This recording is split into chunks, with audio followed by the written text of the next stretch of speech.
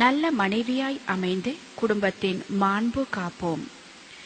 திருமணம் என்பது பல்வேறு எதிர்பார்ப்புகளுக்கு மத்தியில் இரு உயிர்கள் இணையும் ஆத்மார்த்த ரீதியான ஒரு புது உறவு பாலமாகும்.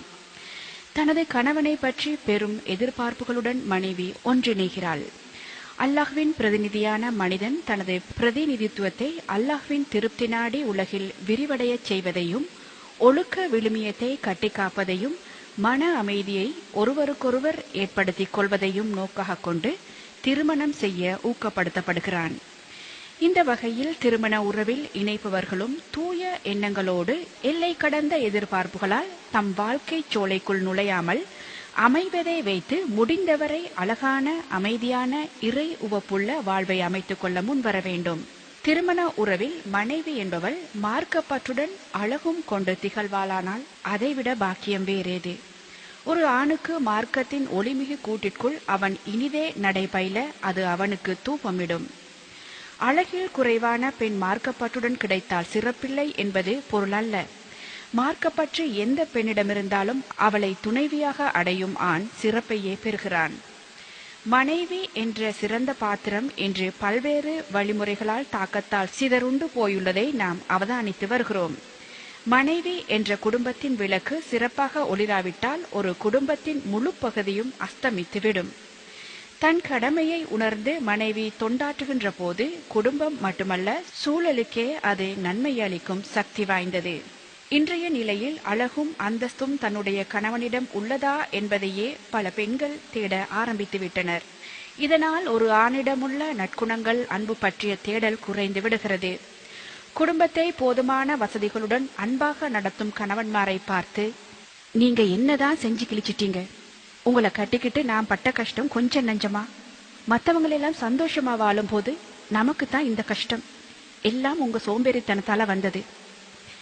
தினம் தினம் வீட்டுக்கு வீடு இவ்வாறு கூறும் மனைவியர் பெருகி வருகின்றனர். இதனால் பாடுபட்டு உழைத்து வரும் கணவனின் உள்ளம் ரணப்படுத்தப்படுவதுடன் பல்வேறு பிரச்சனைகள் உருவாகவும் வழி செய்கிறது. இந்நிலைமை விவாகரத்தை நோக்கிய பாதைக்கு பல தம்பதியரை இட்டு சென்று கொண்டிருக்கிறது.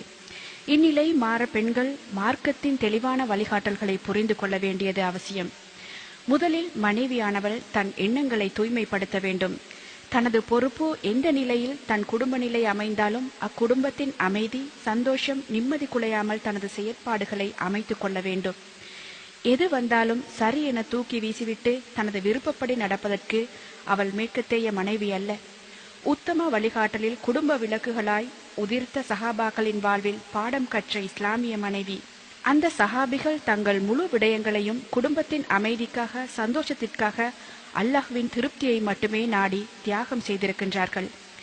ஆறுதலும் அன்பும் வழங்கி தன் கணவனை உயிரென மதித்து அல்லாஹ்வுக்காக வாழ்ந்தார்கள். தம் குழந்தைகளை இறை உவப்போடு வளர்க்க படாத கஷ்டங்கள் பட்டு பொறுமை காத்து இஸ்லாத்தின் தூண்களாக வீர பக்திமிகு பரம்பரைகளை உருவாக்கி காட்டினார்கள். தன் குழந்தை இறந்ததை கூட தன் கணவனின் அமைதி, நிம்மதி குலையக்கூடாது என்பதற்காக ஆறுதலாயும் அமைதியாயும் புத்தி சாதுரியமாகவும் கூறிய குலவிளக்குகள் நமக்கு படிப்பினையாக அமைந்திருக்கின்றனர். இவ்வாறு தானும் ஒரு மனையாளாய் அமைய வேண்டும் என்ற தூய எண்ணம் ஒவ்வொரு மனைவியிடமும் வர வேண்டும். தூய எண்ணம் எவ்வளவு அவசியமோ அதே அளவு நாவினால் வெளியாகும் வார்த்தையும் சுத்தமாக இருக்க வேண்டும். தற்போதைய பெண்கள் பலர் எதையும் சிந்திப்பதில்லை, மனதில் தோன்றுவதை பேசிவிடுவார்கள். இதனால் கணவன், பிள்ளைகள், உறவினர்கள் ரணங்களுக்கு உட்படுகின்றனர் என்பதை ஏனோ இப்பேதையர் உணர்வதில்லை. வேகமாய் வரும் அம்பின் தாக்கத்தை விட வார்த்தைகள் அதிக தாக்கம் ஏற்படுத்துபவை. அவற்றை இலகுவில் அழிக்க முடியாது. எனவே ஒரு இஸ்லாமிய மனைவியின் வாய் வார்த்தைகள் அன்பு, அமைதி, ஒற்றுமை என்பவற்றை ஏற்படுத்தும் வகையில் வெளிக்கொணர வேண்டுமே தவிர குடும்பத்தின் அமைதியை குளிதோண்டி புதைக்கும் வகையில் வெளிவரக்கூடாது. மனைவியின் சத்தம் நன்றி கெட்ட வார்த்தைகளால் ஓங்கி நீதிமன்றம் வரை சென்று விவாகரத்தை பெற்று வரும் குடும்பங்களை நாம் அன்றாடம் பார்க்கின்றோம். இவற்றில் நாம் பாடம் படிக்க வேண்டுமே.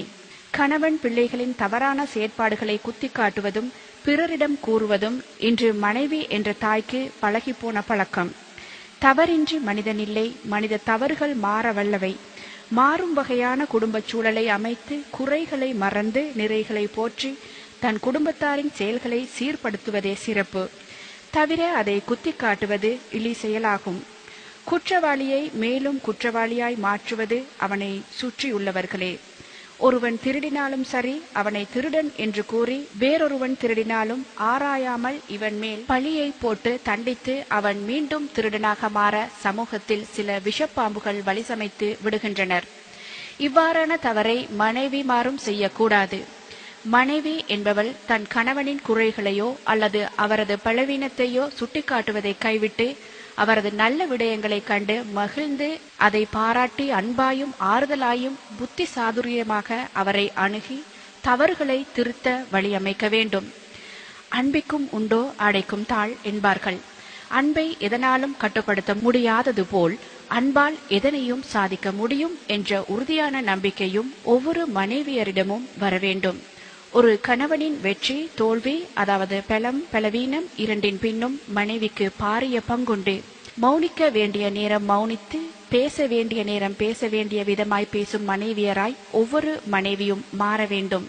அடுத்து, இன்று குடும்பங்களின் பிரச்சினைகளுக்கு மனைவி காரணமாக விளங்கும் மேலும் ஒரு விடயம்தான் கணவனின் நலனில் மனைவிமார் காட்டும் அக்கறை நிலைமைகள். இன்று அதிகரித்த வேலை, திட்டமிட்டு செயற்படாமை, வீணான பொழுதுபோக்குகள் போன்றவற்றால் பெண்கள் தங்கள் கணவன்மாரின் உடல் உளநலனில் அக்கறை எடுக்க மறந்து விடுகிறார்கள். எனக்கு காய்ச்சல் வந்தால் கூட என்னென்று கேட்க இந்த வீட்டுல ஆள் இல்ல. என் மக மாடா உழைச்சாலும் என் மருமக அவனுடைய சுகையினம் பற்றி அக்கறையே காற்றா இல்ல என கணவன்மாரும் கணவனின் தாய்மாரும் புலம்பிக் கொண்டே இருக்கின்றனர். நாளடைவில் இவை பாரிய குடும்ப பிரச்சினைகளாய் ஆகிவிடுகின்றன. பெண்கள் தங்களுக்கு என்னதான் வேலை என்றாலும் கணவனின் தேவையை நன்கு தெரிந்து தொண்டாற்ற வேண்டும். கணவன் சோர்வுற்ற நேரம் அவனது சோர்வு நீக்கவும், அவனுக்கு தேவைகள் ஏற்படும் போது அதனை தீர்க்கவும் பாடுபட வேண்டும். தன் கணவன் நோயால் அல்லது தொழிலால் அல்லது குடும்ப சுமைகளால் அல்லலுறும் போது மனைவி அவற்றை நீக்க அல்லது ஆறுதலும் ஆலோசனையும் ஊக்கமும் உதவியும் வழங்க வேண்டும். அவர் உடம்பு, அவர் குடும்பம், அவர் தொழில், என்னவாவது செய்யட்டும் என்ற அலட்சியமும் தன் பணி மறந்து செயற்படும் மடமையும் ஒருபோதும் மனைவி என்பவளிடம் வரவே கூடாது. பொருளாதாரம் என்ற அவசிய தேவையும் மனைவியை ஒரு மாயையாக மாற்றிவிடுகின்றது. இன்று பல பெண்களுக்கு தன் கணவனின் உழைப்பு குடும்பம் நடத்த போதாத நிலையில் உள்ளது. இதனால் குடும்பத்தில் பல குழப்பங்களை ஒரு மனைவி உருவாக்கி விடுகிறாள். எமது வரலாற்று பெண்கள் கிழிந்த ஆடைகளுக்கு ஒட்டுகளை போட்டு அணிந்துள்ளனர். பல நாட்கள் உணவின்றி பட்டினியால் வாடியிருக்கின்றனர். தம் பிள்ளைகளையும் தமது குடும்ப வருமானத்திற்கேற்பவே வாழ பழக்கி இருக்கின்றனர். ஆனால் இன்று பல வீட்டுத் தலைவிகள் வரவை மீறி செலவு செய்பவர்களாக உள்ளனர். பசியின்றி விதவிதமாக உணவு உண்பதும், ஒன்றிற்கு மேற்பட்ட அல்லது விலை கூடிய வேலைப்பாடுகள் மிகுந்த பகட்டான ஆடைகளை தெரிவு செய்வதையும், தமது தகுதிக்கு மீறிய ஆடம்பர பொருட்களை வாங்கிவிட்டு அப்படியான தேவைகளுக்காக கடன்பட்டு பின்னர் கணவனை வாட்டி வதைப்பதையும், கணவனால் பூர்த்தி செய்ய முடியாத போது வெளிநாடு செல்வதையும், அதன் பின் சீரழிந்து நிம்மதியற்று திரிவதையும் பார்க்கின்றோம். போதும் என்ற மனமே புண் செய்யும் மருந்து என்று கூறப்படுவதையும் இன்று இஸ்லாம் அமைத்து தந்துள்ளது. இஸ்லாமிய மனைவி கணவனின் வருமானத்திற்குள் செலவுகளை திட்டமிட வேண்டும். அவளும் தொழில் பார்ப்பவளாக இருந்தால் கணவன் மனைவி இருவரின் உழைப்பிலும் திட்டமிட்டு செலவுகளை செய்து ஒரு பகுதியை சிறு சேமிப்பாகவும் ஆக்கிக் கொண்டால் கடன் படவோ அல்லது வட்டிக்கு கடன்பட்டு சீரழியவோ வேண்டி வராது. பிறர் பார்க்க வேண்டும் என்பதற்காக தமது நிலைமையை மேலாக்கி காட்டப் போய் கடைசியில் பிறர் பார்த்து சிரிக்கும் நிலைக்கு தமது குடும்பத்தை கஷ்டங்களுக்குள் உட்படுத்தி விடாதவளாக மனைவி என்ற மந்திரி திகழ வேண்டும். ஒவ்வொரு ஆணும் வெளியில் தொழில் பார்க்கும் இடங்களில் அழகான பெண்களை பார்க்க நேர்கிறது. இதனால் மனது அலைக்கழியும். ஆனால் வீட்டில் அழுக்கான நிலையில் அலங்காரமற்ற தனது மனைவியை பார்க்கிறான். இது ஓர் இஸ்லாமிய மனைவியின் அடையாளம் அல்லவே.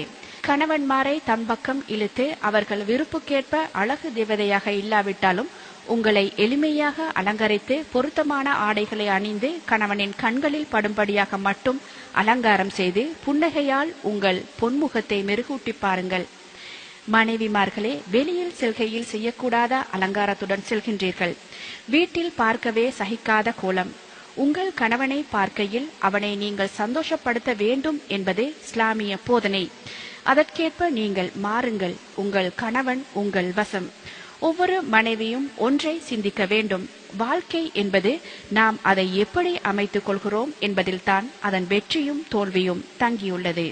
நபி ஸல்லல்லாஹு அலைஹி வஸல்லம் அவர்கள் தமது சஹாபி தோழர்களுக்கு கூறும்போது, உன்மீது அதிகம் அன்பு செய்யக்கூடிய, அதிக குழந்தைகளை பெற்றுத்தரக்கூடிய பெண்களை மணந்து கொள்ளுங்கள் என்று கூறினார்கள். எனவே பெண்கள் தனது கணவன் மீது மாசற்ற அன்பு செலுத்த வேண்டும். சினிமாவை பார்த்து அதில் வரும் கதாநாயகன் போல் தனது கணவன் அமைய வேண்டும் என்ற யதார்த்தத்திற்கு அப்பாற்பட்ட கற்பனைகள் முதலில் பெண்களிடமிருந்து மறைய வேண்டும். மிகைப்படுத்தி எதனையும் சித்தரித்து காட்டும் சினிமா பணம் சம்பாதிப்பவர்களுக்கு சரியானதன்றி அது வாழ்வுக்கு பொருந்தாது என்பதை இஸ்லாமிய மனைவி உணர்தல் வேண்டும்.